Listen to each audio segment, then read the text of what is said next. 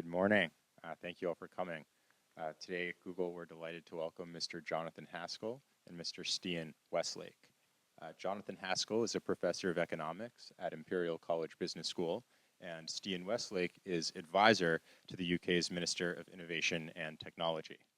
Together, they won the Indigo Prize in 2017 for their work on economic measurement, much of which went into the book they are here today to discuss, titled Capitalism Without Capital, The Rise of the Intangible Economy. Please join me in welcoming to Google Mr. Jonathan Haskel and Stian Westlake.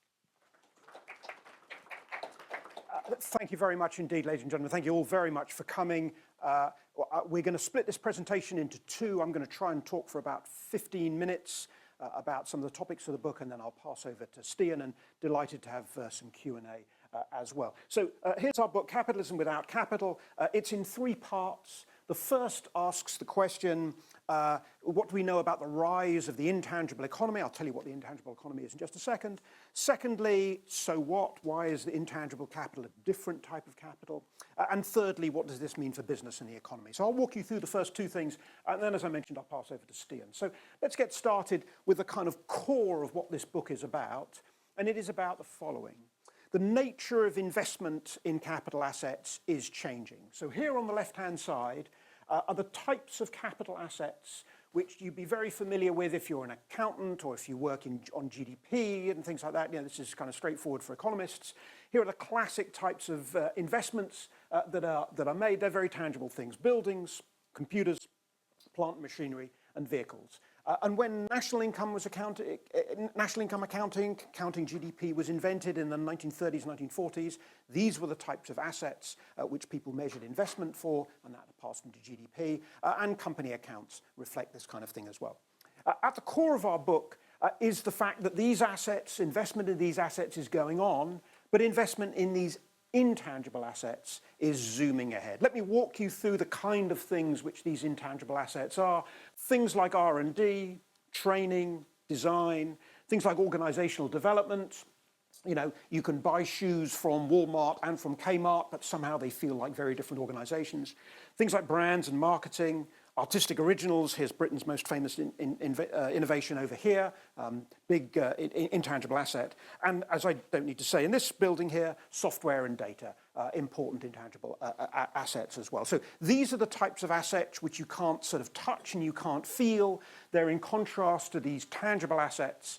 And as I say, the core of our book is about the movement to these intangible assets.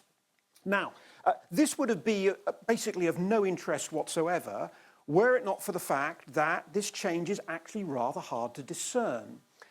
GDP still doesn't include most intangible assets. Let's start with the assets which GDP does include, and that includes these tangible assets. So when you hear on the news about the release of GDP figures and all of that, these are the types of investments that those national accountants will be telling you about. It's going up, it's going down, on all of that. Some intangibles have been added over the years, so software is counted as an asset, as something that firms are investing in, likewise artistic originals and likewise in R&D. But there are still a whole load of assets which aren't counted so much in the GDP figures. As I mentioned before, design, business processes, marketing, and so forth. And I ought to mention data as well. That in GDP, the national income accountants are supposed to count the types of investments that firms are making in data and understanding that data, but that practice varies a lot across different countries. Now, if this thing is rather hidden in the national income accounts, it's distinctly hidden in the company accounts. So this slide on the right is taken from a book by Baruchev and Feng Gu, and the title of that book is The End of Accounting. And that's all you need to know. And the core of their argument, it's a wonderful book, the core of their argument is that company accounts are basically completely uninformative about modern day companies. Let me just walk you through very quickly what this is. This blue bar here says, take the companies who entered the US stock market in the 1950s and ask what fraction of their market value can be explained by the assets that are on their balance sheet. These are traditional tangible companies, and the answer is 85%. Take the companies over here who entered the US stock market in the 2000s, asked the same question, and the answer is about 25%. This is an R squared from a regression for those of you who remember your sort of stats. So in other words, these company accounts here are very uninformative about the set of assets which are really powering a company, and so therefore underneath our heading there that this change is hidden. Now, of course, if intangibles are hidden, you might ask the question, well, how on earth do we know anything about them? And fortunately, some scholars have recognized all of this. Here's a picture of Fritz Matschlup, an Austrian refugee who came, as many did, to the US, found sanctuary in this country in the 1930s. And he wrote a book, I'm sorry this hasn't come out very well, in 1962 called The Production and Distribution of Knowledge in the United States. And it's an early book, it's a wonderful read actually, if you're interested in the history of technology. It's an early book which walks through really some early computing, some very early kind of software that people were doing at that time. And Matschlup asked the question, suppose we counted the money that firms were spending on those types of things as an investment as well. Now, in the 1990s, Hal Varian, who's sitting over here, and Carl Shapiro wrote a book called Information Rules, in the early kind of part of the information economy, which made a lot of these points as well and pointed to some of the economic attributes of intangibles, which I'll be talking about in a second. I mentioned Baruch Lev before, professor of accounting at NYU. He had an important book in 2001, which was more on the accounting side. And then some co-authors of ours, Carol Corrado, Charles Hulton, and Dan Sickle wrote about this in 2005. So essentially what our book does is it takes the kind of experimental work that these authors have done and work that we've been privileged enough to co-author with them as well. It takes that experimental work and asks the question, suppose we did count all of this intangible investment, what would the economy look like? And the book essentially documents all of that. Now, once you've written a book on something, you see them absolutely everywhere. So let me give you an example of what we mean by intangibles. And just to, obviously in the tech sector, there are lots of intangibles, like I say, software and data and all that kind of thing. But it's not just a story about the tech sector. Now, since you are a fit and healthy California lot, let's go to the gym, where you see lots of intangibles, according to us. So in 1977, so this is Arnold Schwarzenegger's breakthrough movie Pumping Iron in 1977. Here's a picture of a gym in 1977. Lots of tangible things, namely buildings and machines. And similarly, if you go to the gym in 2007, you see the buildings and the machines, but you see some intangible things as well, actually. So when you go into the door, the software, registers you in the door and tells you you've only been doing an hour that week and not any the week before. People are doing training and teaching all of this, and there's branding and marketing going on as well. And in fact, there's a sort of pure intangible company who we talk about in the book, which is a New Zealand company called Les Mills, their Body Pump is their particular product, which is a high-intensity, those of you who go to the gym, high-intensity kind of training, with music going on and you lift weights and all that kind of stuff. And what do Les Mills do? They're a small company in New Zealand who have literally managed to sell worldwide their type of exercise. And the exercise is essentially a collection of intangible assets. They've negotiated with the music rights owners for the music. They've designed the exercise that goes with it. They train people who stand in the gym and help you do the exercises correctly and so forth. So it's a pure bundle of intangible assets, if you sort of see what I mean. And that was an example that we talk about in the book. Now, the rise of intangible investment we think is a long-term trend. And again, we go back to these experimental types of results which ask the question, if you augmented GDP with these intangible assets, what would you see? And you essentially see a rise over here in intangible assets. This is in shares of investment as a proportion of GDP, and a fall in tangible assets. And one of the things about that, which Carol Corrado has looked at, is she's looked at that for the US. I'm sorry, I should have said this is for the US and EU countries. Carol Corrado has looked at this for the US going back to the 1940s and shows a steady rise, that's the blue line, in intangible assets, overtaking tangible assets. So we have a thing here where we point out that this rise in intangible assets predates the IT revolution. I'll come back to that in just a second. But since lots of people are going around writing books with the word capital in them, we thought we'd try and push our book a little bit. We think intangible capital is the capital of the 21st century. As these types of graphs illustrate, there's more of this type of thing coming along. Let me say a word about the IT revolution, given the building where we have the honor to stand. Which came first, the IT or the intangible economy? Because a lot of people take the view that after the IT revolution came along, then of course all this intangible stuff came along. So once computers came along, then people had to invent all sorts of ways of reinventing the business and so on. Let's just try a slightly different point of view, a little bit speculative, but nonetheless we'll try this. So here's a picture, since we're a long way from home, here's a picture of British people drinking tea. So there's just to make us feel like we've been on planes continuously for the last few days. So just to make us anchored at home. This is in the Lions tea shop. This was, we've called it here the McDonald's of mid-20th century Britain. Hopefully, a little more healthy than McDonald's. But this was a huge chain of tea shops which existed on more or less every street corner in many British places and, fed the great national British diet. And what that needed is it had a big payroll and it had huge numbers of payroll clerks who were required to administer the payroll. Lots of almost entirely women waitresses, working. They needed to be paid. They were working part-time. They weren't working all day and all that kind of thing. So along came the Leo, the Lions Electronic Office, the world's first business computer. It sort of has a lineage, for the history of technology people, a kind of lineage from the types of computers that were invented in the Second World War to try to break codes and all of that. And this was a computer, essentially, which was meeting the demand for, for the administration of this payroll. So maybe in some sense, this type of demand here brought forth the invention of IT and the computers, and it was talked about a bit in Benninger's book. Okay, now, let me say a little bit about why intangible capital is different before passing over to Stian. You might say, well, surely the nature of the economy and investment in the economy changes all the time. So we used to invest in canals, then we started investing, in railways, and then we started investing in roads, and we started investing in airports. You might say, the nature of investment is changing all the time, then why should we bother?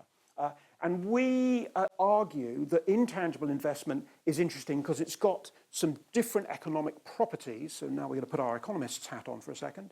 It's got some different economic properties to tangibles. And this is where there's an overlap in our book with Halvarian's book, which I mentioned earlier on, about information. So the first thing is, which is mentioned in Hal's book, is that intangible assets can often be used over and over again in multiple places. They can be scaled up. I'll do some examples of this in a second. The second is, they're all going to begin with S, these things, just to help you clear in their mind. Intangible assets are what economists call sunk. It's often difficult to get them back or recover their value.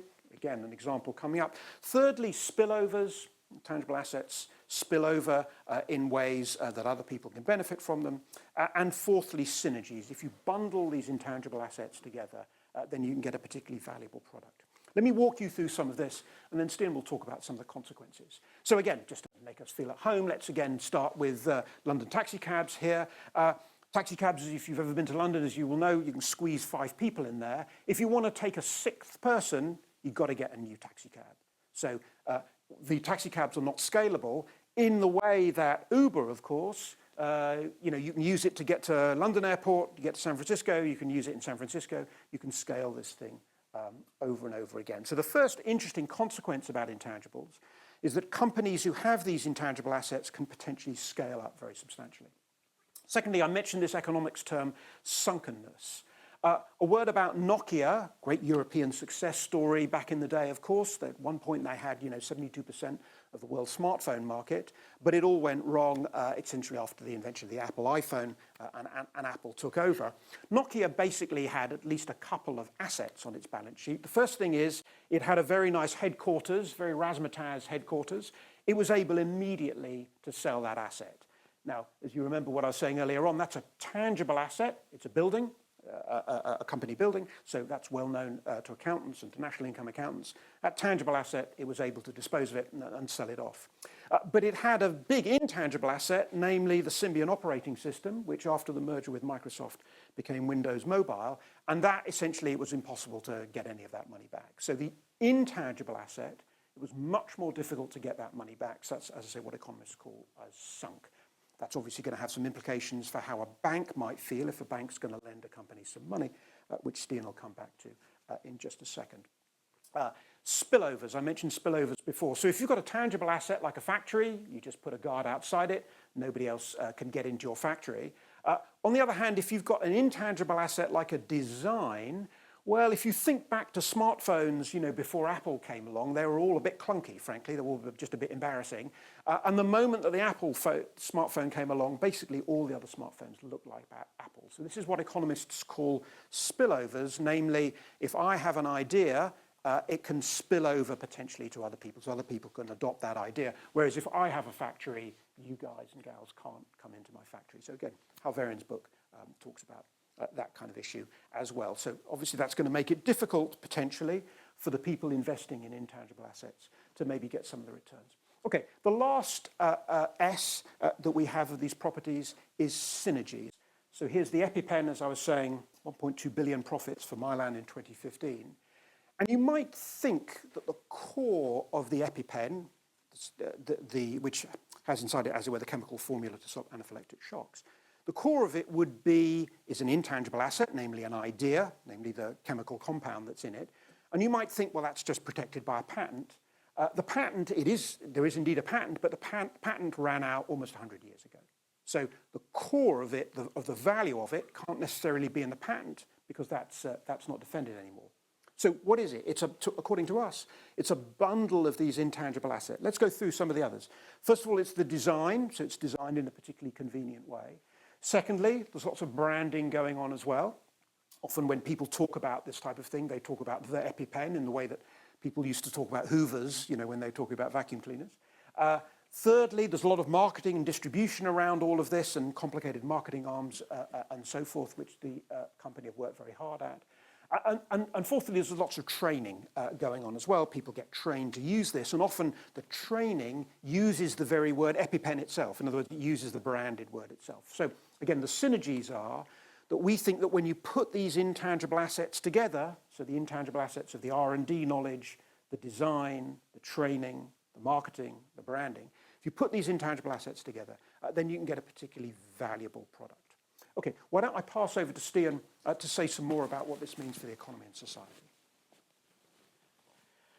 Thank you, Jonathan, and thank you all for coming. Jonathan's talked about the kind of the rigorous empirical and conceptual stuff. This is more the speculative so what stuff now. But I'm going to talk about a few things. I'm going to talk about what this means for leader companies and laggard companies and this phenomenon that economists call secular stagnation. I'm going to talk a bit about what this means for financing businesses. I'm going to talk about the human side of this, who wins and who loses in an intangible economy. And then, because it's kind of related to my day job, I'm going to talk about maybe how governments should respond to this. But let's start by talking about winners and losers in the business world. And standing here in a kind of illustrious, intangible-intensive business, I probably don't need to tell you this, but there's been some great data-driven research in the last few years by the OECD and other people that's shown that in sector after sector, in country after country, the gap between the most successful businesses and the rest in terms of profitability, productivity, and other measures has been growing. So this is manufacturing firms, this is service firms, but it kind of works, it's fractal. It works if you look by sector and by country as well. And the productivity and the profitability of firms seems to be splitting. And economists and policymakers have really started scratching their heads at this. They thought, well, what can be the possible explanation? What are the potential reasons? The OECD have said, well, maybe this is technology is not diffusing enough. So Google's smaller competitors are not learning enough about Google's algorithms quickly enough. Well, that might be going wrong. Or maybe the governmental organizations that are meant to encourage competition in the markets have somehow dropped the ball, or they're kind of off the pace. Those have been some possible explanations. We think that the rise of intangible investment helps explain this puzzle for a number of reasons. And I'm going to go back to the 4 S's that Jonathan talked about earlier. So the first, this kind of idea of scalability that Hal and others have written about, we think is hugely important from this point of view. If you think of an intangible intensive business like Uber in the personal transport sector or Starbucks in the cafe and beverage sector, Uber's got a bunch of valuable intangibles related to its network of drivers, its data, its software. Starbucks got a very valuable intangibles in the form of its brand, its operating processes, and its supply chains. Those assets are much more valuable at scale, if you can deploy them across a big business, than they would be for kind of little small local taxi firm near me or an excellent but small local cafe near me. So if you're in the position of those small, relatively less profitable firms, your incentive to invest in the next intangible is that much less. Spillovers matter as well. Some of you may be familiar with this book a while ago from Hank Chesborough, a great management studies guy. He talked about open innovation, the idea that businesses can do a lot of innovation by learning from other companies. And you can spend a lot of money on consultants telling you how to do this. Some firms are very good at it. Open innovation is kind of a skill of capturing the spillovers of other people's intangible investments. And if we imagine that capability to be unevenly distributed, which is the reason why business school professors will observe it in different companies, then you'd imagine that would be another way that some companies could pull ahead of others in an economy where there are lots of these spillovers to be had. And then finally, synergies, the idea that these intangibles are especially good when you combine them with other ideas, as kind of Brian Arthur, the Santa Fe Institute technology theorist, likes to point out. This was something that was, I think I saw it on BuzzFeed originally, but this was someone looking at how the Apple App Store a while ago, and they were looking at Facebook's relationship with them and pointed out that Facebook had either made a lot of the most downloadable apps, or they'd acquired them, or they were in a position where they could clone them, because the synergies between the intangibles that Facebook had in terms of software data and their relationship with their user base were so synergistic with other things that people were developing.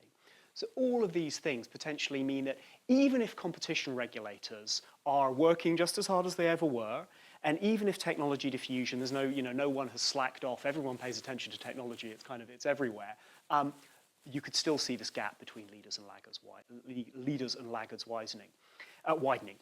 And we think this is also helpful in terms of understanding secular stagnation, which is a concept some of you will be really familiar with. For non-economists, it's this kind of paradoxical mixture of low investment in the economy. Companies are on the whole not investing a lot, even though interest rates are low, so money is cheap. When money's cheap, normally companies will invest more.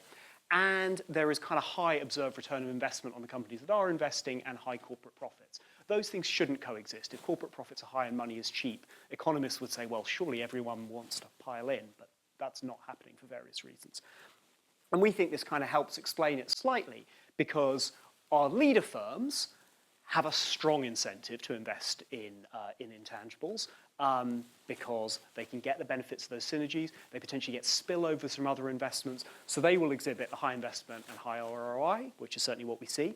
But at the same time, you'd have a kind of large crowd of laggard firms who have less incentive to invest in intangibles because they can't benefit from these synergies, and if they do, who knows, they'll just be copied, or others will get the benefits. And so they would have low investment, low ROI, and we think that the aggregate there could be a high measured return on investment, because the people who are making the investments are reaping high profits, and the stock price of those companies is driving up indices. But at the same time, the aggregate level of investment and of productivity would be low. So we think that might partly contribute to this weird paradox that's going on in the economy today. Here's sorry for the blurry picture. Here's some Occupy Wall Street guys, and obviously one of the very sort of salient beliefs in the world at the moment is that the financial services sector is doing a very poor job of meeting the needs of the real economy. It's something that we feel a lot in London, where we have a big financial services sector, and it's felt around the world. We again think that there is an issue here with an intangible economy, that an intangible economy, the financial services system that we have at the moment, is relatively less well geared to backing that. One of the reasons is one of the other of our four S's, this idea of sunkenness, the fact that if your company goes bust, its intangible assets are pretty hard to sell on, they're pretty hard to salvage. And obviously, if you are a debt financier, if you're a bank, if you're a bondholder, that's a disaster for you. You want companies that have lots of really fungible assets that you can take a charge over if the company fails. And obviously, we have a financial system that is, to a great extent, Silicon Valley accepted, dominated by debt provision, whether that's bank finance for small businesses or bond finance for larger businesses. There are some ways of potentially tackling that. There are some really interesting financial services companies trying to expand the scope of intellectual property-backed lending. There's a great, interesting company called MCAM in the UK and in Singapore. The governments are trying to work out ways of using patents and so forth as security. So there are markets emerging there. But I think our sort of normative position is this probably suggests that we want to see more equity finance in the economy. And that would require very big changes. Obviously, most countries strongly favor debt finance through their tax system because you can claim debt interest as a tax deduction, whereas you can't claim a similar deduction on equity. But it would also require significant institution building because with the exception of the kind of very remarkable venture capital system in Silicon Valley, Israel, and almost nowhere else, we don't have institutions that really provide capital, certainly for private companies or small businesses, other than in the form of debt. So a big project there. The second problem from the financial system relates to these spillovers, this idea that company A can make an investment, but company B gets most of the benefit. And some of you may be familiar with the history of the CT scanner, remarkable medical invention that transformed cancer therapy, neurology, and so forth. The origins of the CT scanner, this is me and Jonathan's patriotism again, it was invented by a British company, EMI, who you may be familiar with as a record label, but EMI stands for Electrical and Mechanical Industries, and back in the day, they were a kind of classic 1960s conglomerate. They made everything from Beatles LPs to kettles. And one of the things that they spent all the cash that they made from the Beatles on was the development of the CT scanner, which was a project of an engineer they had called Godfrey Hounsfield. He pushed this through. He invented it. EMI's shareholders, sadly, made absolutely zilch out of the CT scanner because that market was immediately dominated by General Electric and by Siemens in Germany, so the shareholders kind of made nothing. Now, this is, to some extent, a problem for publicly traded companies, for public equity finance in an intangible economy. And there's some really interesting empirical research in the finance field that seems to suggest that at least some publicly traded firms underinvest in intangibles. There's a great economist at Wharton and London Business School called Alex Edmonds who looked at both R&D and organizational capital. He worked out that companies that were very highly rated for their organizational capital, that won awards for it, that you could trade off the back of that otherwise totally public information, they systematically outperformed, which suggests that equity markets don't adequately value some of those things. And again, it's the intangibles. And again, there's a bit of a paradox here, because if you imagine that there are spillovers, and you're thinking, what should my portfolio be? That would, on the one hand, increase the benefits of diversification. If you're a shareholder in EMI, but you're also a shareholder in Siemens and GE, you don't care that EMI don't make money, because if you're sufficiently diversified in that sector, the spillovers, you can internalize them, even if the company management can't. So on the one hand, you'd think this is going to mean more index funds, more advantage to diversification.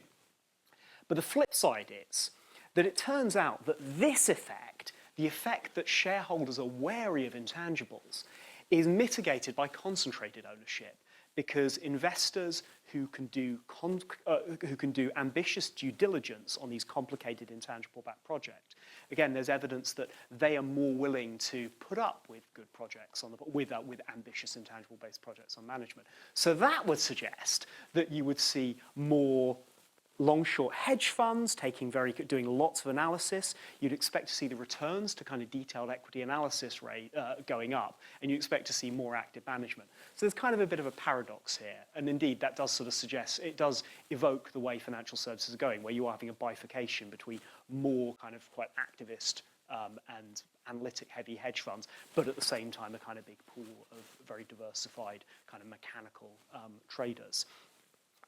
Better reporting may help this. The book that Jonathan talked about, The End of Accounting by Lev and Gu, is really interesting because it kind of says that we can fix some of this by providing better information to investors.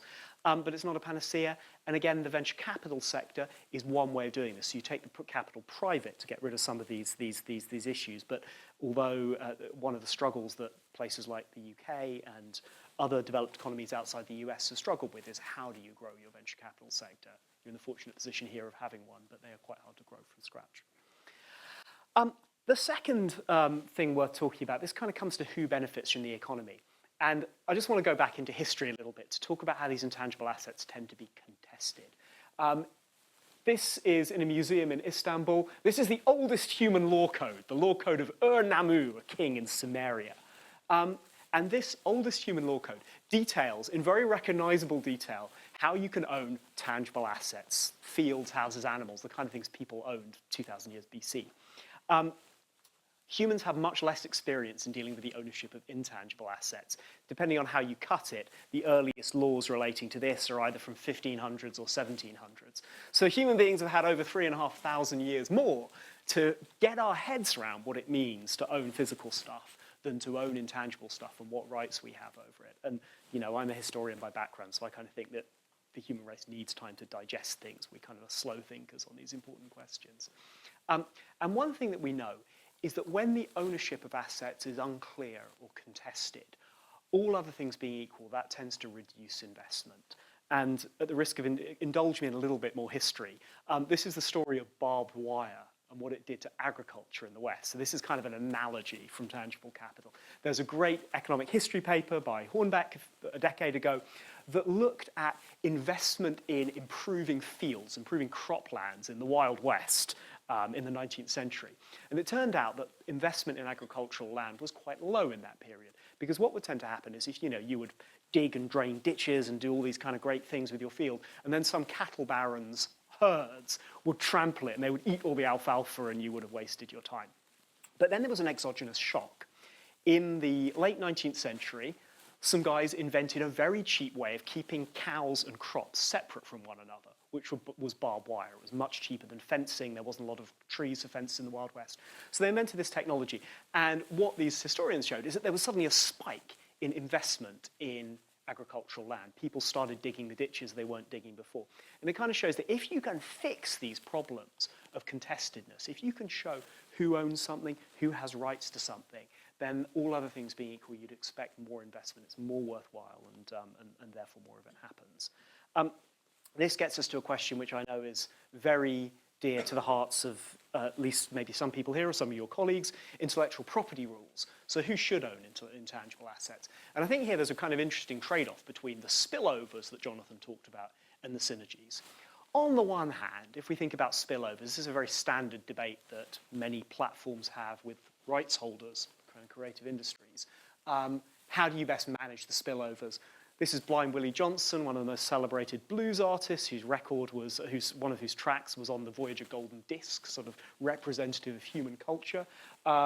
He made no money from his music. He died stony broke, and kind of a tragic example of failing to internalize the spillovers of intangibles. The flip side, obviously, this is kind of the what sometimes gets called the Mickey Mouse chart. This is the extension of copyright that coincidentally seems to keep Mickey Mouse continually within copyright for Disney. So you kind of have a challenge. On the one hand, we don't want a world where no creators get the benefit of their intangible investment.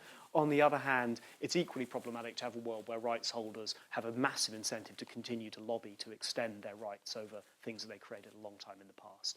And something we think a lot about in my day job, and something I know Google spent a lot of time thinking about as well. So that's one issue about IP.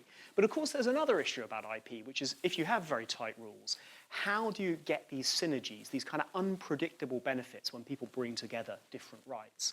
And where is the next, for example, Spotify, who were fought tooth and nail by some parts of the music industry, but actually now kind of they work well in partnership. I mean, one thing that you might look at here is if we can improve the clarity of IP rules, which means having kind of well-funded patent offices, it means paying bureaucrats, frankly, but coming up with effective rules that resolve some of these unclarity questions, that seems to be a good way forward for encouraging investment.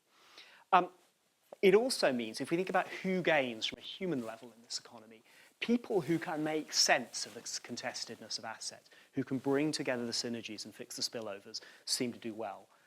One category of people who seem to do that are heroic entrepreneurs. People often talk about systems innovation, and the Elon Musk story, if you buy it, is very much a story of bringing together synergies.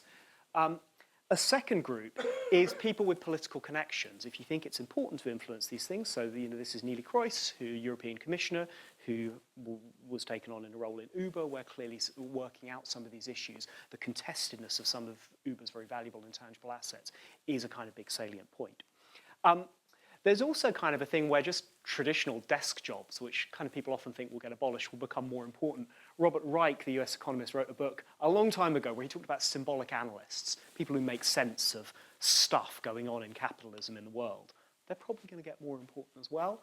And then also there's kind of a question about leadership. I remember McKinsey used to talk about the war for talent back in the 1990s, and obviously the cult of leadership continues. But to the extent that leadership is about bringing together these synergies, about addressing these issues, that will kind of make sense why it's been kind of growing importance around the same time that these intangible assets have been growing. It also means that cities will become more important. This is one of the many stories. I saw one on the front page of the Mercury News today about how San Francisco and by extension Silicon Valley have become tough places to afford housing. I hardly need to tell you guys that. We have similar things in the UK, in parts of the UK. But one thing this does mean, cities are places where these spillovers are realized, where synergies take place. People talked about the death of distance 30 years ago, but so far the death of distance for the most part hasn't happened. So weirdly, in an economy based on intangibles, where you want to bring these ideas together, physical places where people interact will become more important. And it does mean, if we take the democratic decision that we want to have very strict planning laws, that we don't want to build very much, we want to make it hard to own houses, that choice will become a more and more costly choice as time goes by. There's a kind of interesting twist here. Some of you will have no doubt read Thomas Piketty's Capital, which talks about the massive rise of inequality over the past few decades. One of the kind of commentaries on this by Matt Hongley at MIT and by some other French economists pointed out that a big chunk of the rise of the wealth of the richest people that Piketty documented was actually the rise in housing prices. And there are many drivers for that, including interest rates and so forth. But it's notable that where that property tends to be is in these places where the intangible happens. So there's a kind of very curious link between intangibles and this very tangible form of inequality of property wealth. Cities also are becoming more sectorally diverse, and there's a kind of Silicon Valley application here. This is Youngstown, Ohio, a classic steel town from the early 20th century. And clusters in the old days, economists love clusters, but clusters in the old days were very often places where people specialized in one industry. It seems that because of these synergies, there is some evidence that clusters are becoming more diverse. This is some work by Shane Greenstein at Harvard, who looked at the Bay Area and how innovation in the Bay Area was changing. The Bay Area is the blue line, the other clusters are in other lines. And not only is the Bay Area responsible for more and more patenting in the US, it's also responsible for more and more non-tech or non-ICT patenting, which one interpretation of which is that clusters are becoming more diverse. It's not just that you've got to have a cluster that's really good at semiconductors or really good at fashion, but actually that you now need to be a cluster of everything. And this kind of creates some trouble for small towns, which are kind of historically embattled. This rise of liberal citadels, this was the New York Times' graphic of Clinton's America. This shows that some of these economic divides seem to be very intermingled with the cultural divides that lie behind populist politics. We think that part of the rise of populism may be being influenced by the fact that the economic divisions between thriving cities are kind of very related to the cultural divisions, and we can talk about some of the psychology behind that in the Q&A if that's helpful.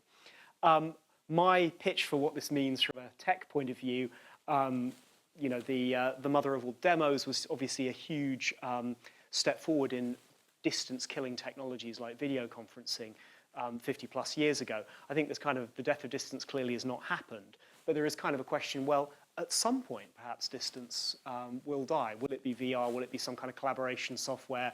An old colleague of mine has just written a book on collective intelligence, how people come together in different ways. This is, if one could succeed at doing this, at really creating those kind of genuine economic clusters at distance, it would transform not just the economy, but it would transform politics as well. So for me, that's a kind of a non-obvious moonshot project. What all of this means is an intangible economy is one where inequality is potentially higher. So if we talked about wealth inequality, a ton of this comes from property prices, and as we've said, property prices are driven by this kind of rise of global cities as places where intangibles happen. Income inequality, there's some really interesting recent research showing that income inequality is driven as much by the gaps between the performance of different firms as by performance between different workers. And if that's the case, then this rising gap between the leader and laggard firms that we talked about earlier seems to be a really important driver. And then we've talked about this kind of status inequality, inequality of esteem, the fact that in many rich countries, there's a kind of group of people who basically feels that the elite disrespect them and that that's kind of more of a problem than it used to be. This kind of, to us, the fact that you've got this cultural and economic causes of inequality intermingling seems to, for us, give some explanation for why this problem is getting worse. I'm going to talk quickly about what governments and what public policy might want to do, and then we're going to throw it open to questions. One, I think, big question is whether this may very well create a stronger argument for public investment. This is a chart from some of Jonathan's research showing the share of government publicly funded R&D against investment in intangibles in the wider economy. There's some evidence that there's some correlation there. So government investment crowds in private investment in intangibles. So we think there's a strong case of saying this will be more important. You might expect this share to rise. And, given this line is probably going to continue to increase, that suggests more public investment as a proportion of the economy over time, which can be pretty significant. However, speaking as a public policy person, there's a lot we need to learn about how to do this well. Governments are reasonably good at investing in academic R&D and basic science. They've had a long time to think about how to do that. But investing in other intangibles like training or design through procurement is something trickier. It's very interesting to see somewhere like Paris, where the government has set up a kind of publicly owned Uber-style clone called MyTaxi. It's a kind of an example of an intangible-based publicly owned business. Is that the way to do it? Maybe. Is it to create more open data, which is effectively another publicly provided asset? Maybe it's that, but I think we're feeling our way in a way that with publicly funded research, we kind of know more about what's going on there. The other big question, we talked about these big cultural and political divides in the age of populism. If you want to make the case for more public investment, how do you do that in a world where political legitimacy is diminished? I think that kind of leads us on to the question of, well, do we need new institutions for an intangible economy? The first industrial revolution gave rise to all sorts of institutions and social technologies, whether it was the time clock and the kind of labor discipline, whether it was mutual aid and insurance to try and kind of manage what the needs of an industrial workforce, whether it was things like mass production. Obviously, there's a big literature on how electrification led to an entire change in the way factories and manufacturing was organized.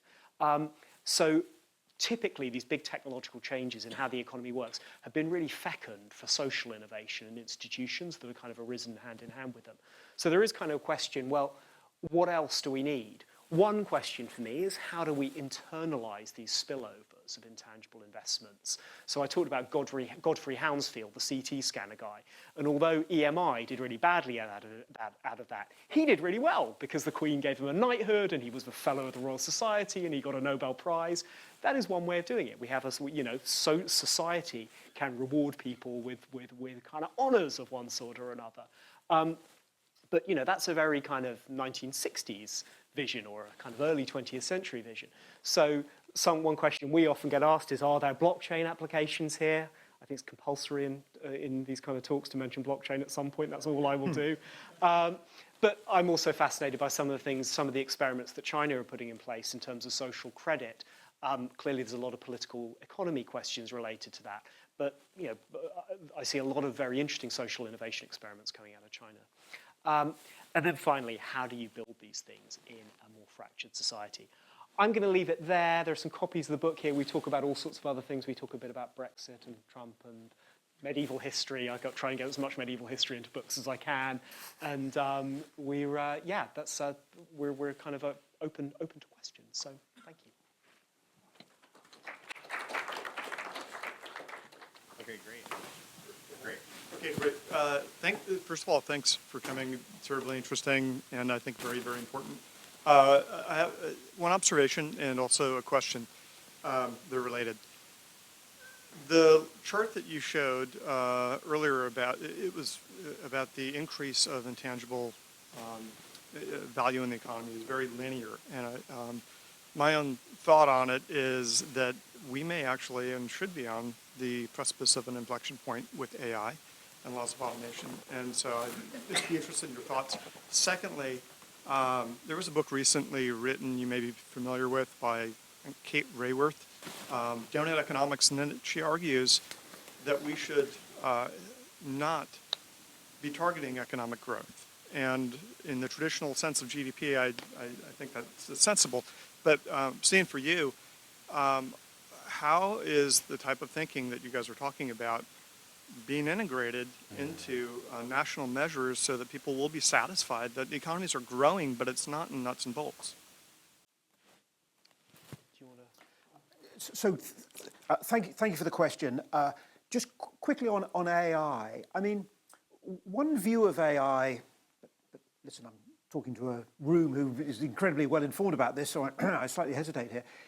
Is that it is somewhat of an example of what we're talking about. So if I think about some of what I read about machine learning and AI, it consists of incredibly fast computers, so that's the tangible bit, interrogating gigantic databases. I mentioned databases earlier on. That's like an intangible bit as well, using fantastic software, which does that interrogation amazingly quickly to recognize faces and cats and tables and all those various things. So in a sense, I guess if I can put an intangible spin on it, it is precisely the kind of blend of the tangibles with the intangibles that you see. So I think that's one way of thinking about it.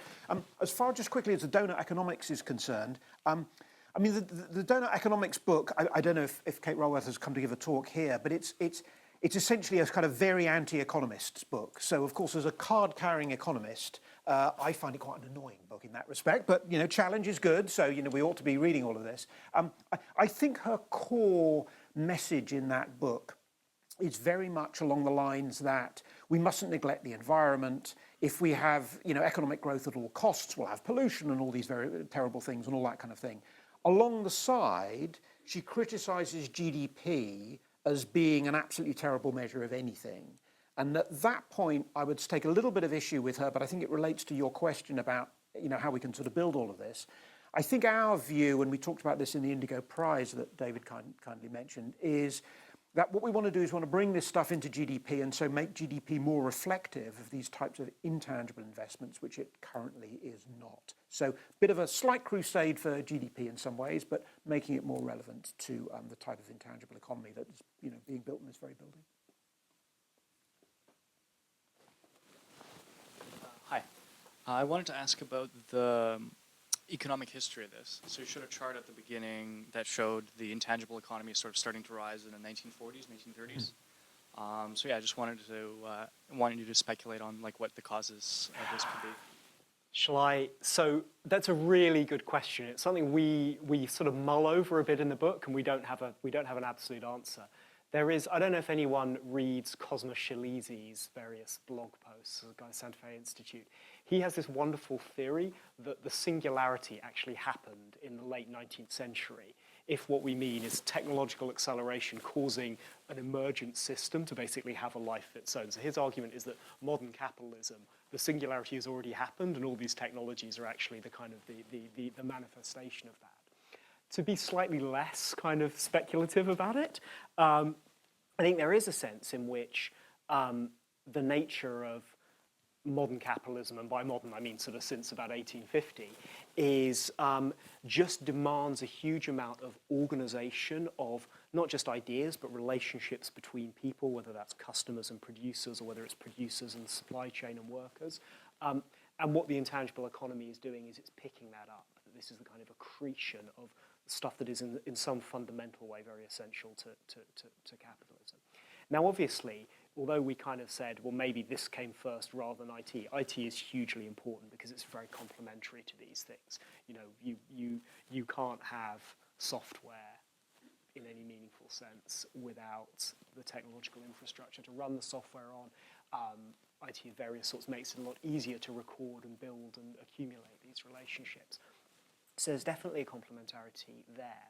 Another thing that's kind of interesting to me is that if you look at the relationship between regulation, like labor market regulation and product regulation by country, and you look at intangible investment in relation to that, less regulation of those sorts is linked with more intangible investment. And the kind of intuition there that people like Eric Brynjolfsson and John Van Reenen have talked about is that if you want to invest in new ideas behind new products, new ways of doing things, it's potentially easier to do if you have a more flexible labor market, or if you have product markets that are more friendly to disruption in new markets. So there's kind of one other possible driver that, you know, since about 1980, many of the world's economies have been on a kind of deregulatory path. And it's possible that some of those things may have also increased this investment. There may be diminishing returns to that. We're not saying that you should have no regulations at all, but it may be that some combination of ICT, just the general trajectory of capitalism, and the regulatory, the political economy might have been driving that increase, but we don't know.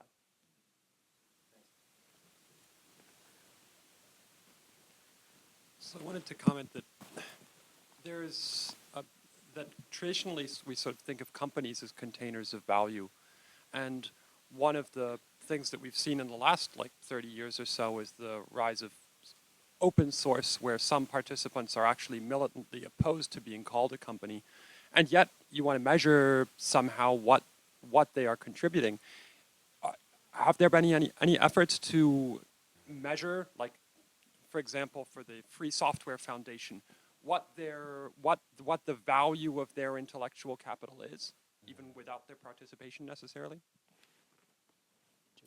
Yeah, it's a great question, and in a sense, some of these interesting and difficult properties that we were talking about of these intangible assets call into question traditional measurement methods. So the traditional measurement method around software is to go out and find out how many software engineers are working and figure out their costs and all of that, and from that back out some kind of notion about how much firms are investing in new software. But of course, if it's open source software and it's being written by some group and then other people are benefiting from it, as we were just talking about, then you understate the types of benefit that come from that kind of endeavor in a very substantial kind of way. So again, it's one of the peculiar features of intangible assets that make this whole project very difficult. So statistical agencies, accountants aren't bothering with any of this stuff at all. National income accountants and statistical agencies are trying, but they come up against these kinds of difficulties. But almost certainly, those kinds of contributions are understated in that way.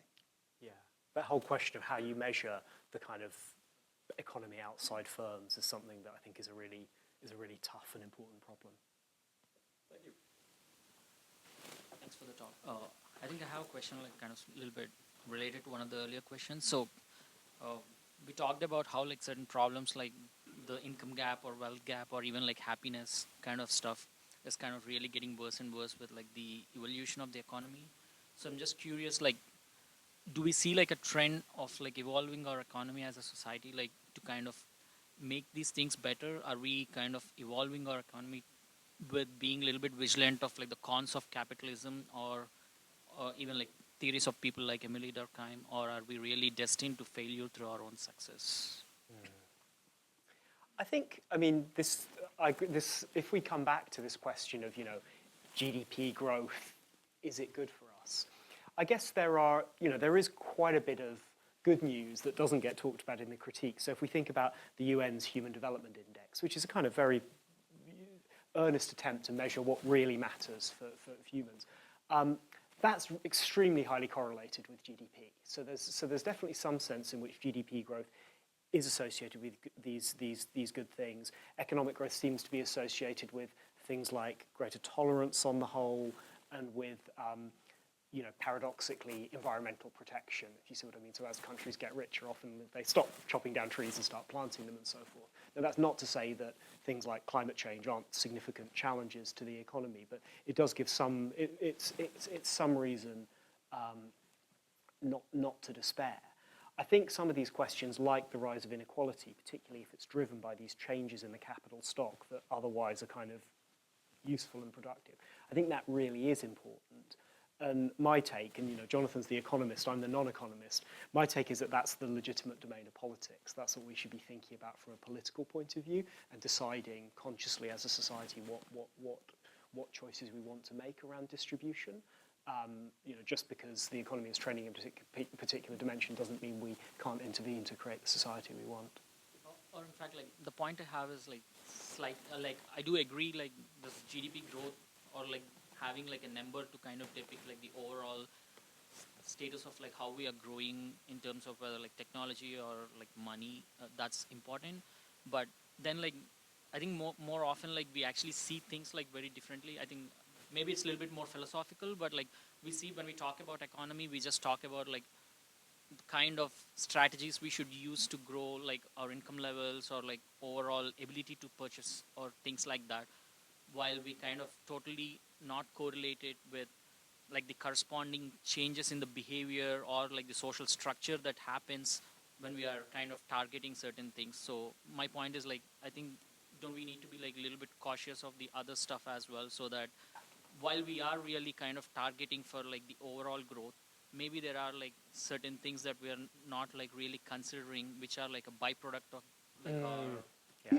behavioral problems? Can I try a reflection on that? And you tell me if I'm not capturing your point. I mean, I think it's back to the age-old argument about what technology does. So speaking as a university academic, you know, the invention of searching the internet is fantastic for me because I can find this paper and all that kind of thing. It's greatly improved my job massively. On the other hand, if you read, for example, the Financial Times, their employment correspondent, Sarah O'Connor, has written a series of articles about the Amazon warehouse, where the invention of technology, the software for sort of monitoring workers, seems to be dehumanizing workers, I'm putting words into her face, and these workers in the Amazon warehouse, you know, are really having quite a difficult time. So maybe I think it's part of what your question is pointing to is, I think, an age-old question about whether technology might be a liberating force for some workers, stopping them from routine tasks, but then might be, you know, particularly bad and oppressive for other types as well. That's a tough issue, very tough issue. It seems, at least to me, that the entertainment sector is becoming a lot more intangible as well. For example, if I, cancel my cable subscription and web surf instead, it seems a lot harder to measure. You know, we do have, ads and so forth. But I was curious, do you think this is happening? If so, how can we kind of measure this, like, extremely intangible entertainment value that people are getting through all these hours they're web surfing on social media and so forth? Do you want to talk about? I mean, again, I think that's in the box of a hard measurement question, you know, which people are sort of struggling with. But you're right, the entertainment industry, I mean, I think the way that we think about it, but we see intangibles everywhere, is this just bundle of intangible assets. We talk in the book, for example, about Harry Potter. As I was mentioning before, Britain's most sort of famous innovation in many ways. It's not only the script, but it's also the computer graphics, it's the set design, and it's all those kinds of things. So it's a kind of bundle of things together, which creates a particularly valuable type of asset. But of course, that has to be delivered to people's houses via broadband and cable and all that kind of thing, about which there are many ownership types of arguments. So there's a big policy area about the delivery of it as well, I think. And I think there's two interesting questions there arising from this intangible, the sort of the increasing intangibility. One of which is kind of, how do you measure the stuff that doesn't get paid for? It's a kind of measurement question. At the same time, there's a question which rights holders and creators would ask, which is how do you get some payment for things that people are consuming and are enjoying, which is as much a question going back to this kind of contestedness. What are the terms of trade and what are the rules? What are the rules of these markets? And I think they're both pretty pressing questions. Okay, great. Last question. This isn't going to be a very good question. I have a couple random thoughts in my head, but I'm wondering if you guys, the purpose will be for you guys to help stitch them together or point me out where I'm conflicted. So the first one is, it seems to me like a reasonable claim to make would be that as our economy gets more developed, it's gotten more specialized. And it seems like as it gets more specialized, the distance between any two workers grows. So the job that I do and the job that he does, I have no idea who this guy is, it is probably functionally different. Like, I don't think I could come in and do his job tomorrow.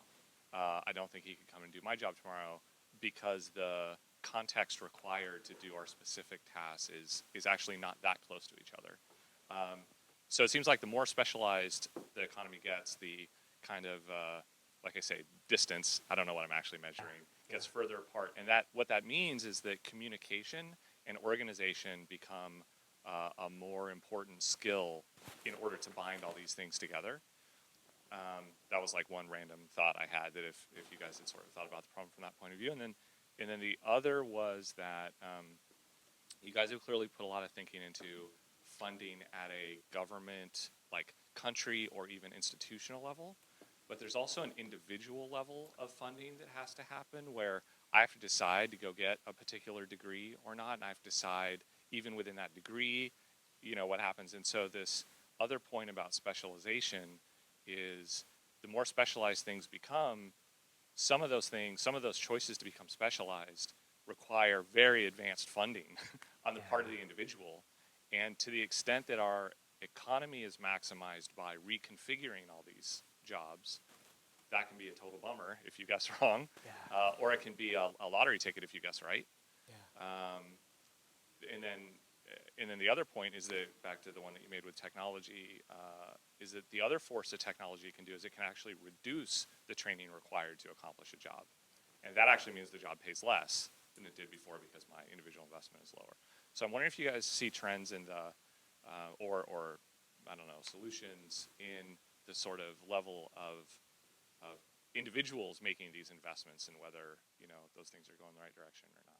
So like I said, this wasn't a good question. I admit that up front, but I don't know, some thoughts that you guys brought up. I think that's really interesting. I mean, I think we've, on that second question about, well, what's an individual to do in terms of their own skills and training in this new economy? I think the first thing, this question about how specialized do you need to be. On the one hand, clearly the demands of new technology do increase the premium to certain highly specialized skills. You know, everyone is hiring data scientists, and next year it'll be something else, and so forth. The flip side is, and it comes back to these properties of intangibles, particularly the spillovers and the synergies, we know that one thing that will be really rewarded in an intangible economy is the ability to bring together different intangibles and kind of coordinate them. And that suggests that not so much technical specialization, but actually a lot of quite old-fashioned skills like social skills, leadership, and perhaps a combination of a sufficient level of technical expertise plus an ability to be kind of an integrator might be really valuable. In my days when I was a management consultant, they had this awful phrase called spiky integrators. I don't know if that's a general thing, but be someone who's got a spike in one area but enough competence in other areas to integrate different skills. And it may be that in an economy of more synergies and more spillovers, those skills are particularly valued. I know in my old work, we did a lot of research hiring companies about the skills they were looking for in data scientists.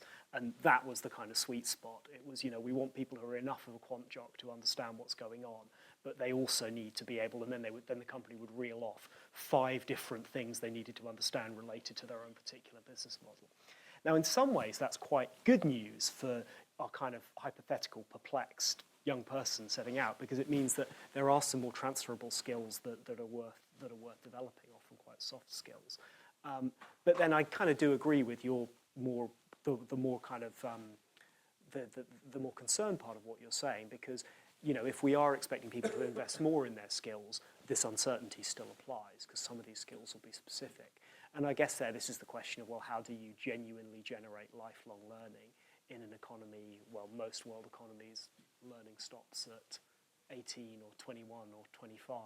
I think that's partly a technological question and partly a social question. Can I try a very quick reflection? Would it be all right?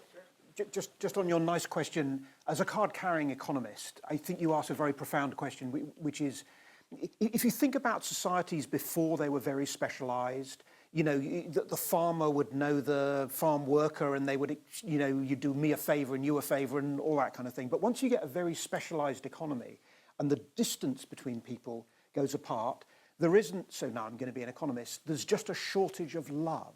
That's the problem. There's just not enough love to go around. And so we have to have as a society some way to replace that, and it's called the price system. And the miracle of economics is that this incredible decentralized economy where people don't know each other is coordinated by the price system. So the shoes you're wearing, you don't know the person who's built the shoes. You know, hundreds of years ago you would know, you know, who's made the shoes, but you don't know that now. Now, of course, in the intangible economy, for the types of reasons we've talked about, maybe the price system just doesn't work so well, so we don't quite know what the ownership is, as Stian was saying. We don't quite know about the spillovers and all of that. So I think we need to possibly reinvent all of that stuff because we may not have the right system to deal with it at the moment. Well, thank you, Jonathan, Stian. Thank you, everyone, for coming.